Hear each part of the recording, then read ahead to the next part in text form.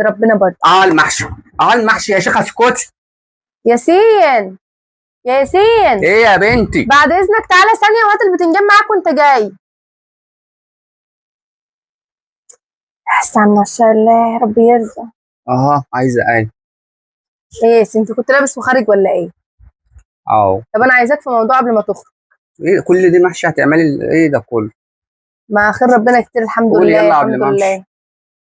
بص يعني بما ان خير ربنا كتير يعني والمحشي يبقى كتير علينا.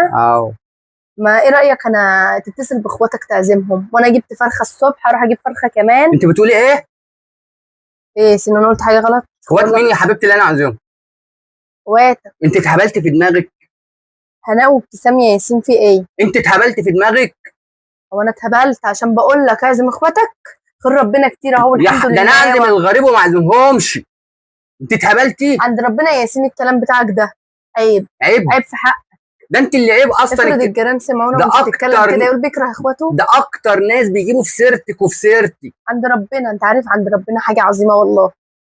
ايه يعني لما يجيبوا مش عارفه وانا حاجه اراضيهم كده؟ عارف ممكن لما اراضيهم ويجوا كده يبطلوا يقولوا ده اخويا ابيض. لا ده لما يجوا يلاقوا المحشي والفراخ واللحمه هيجيبوا في سيرتك اكتر، وانت هتفضلي طول عمرك هبله كده مش عارفه حاجه.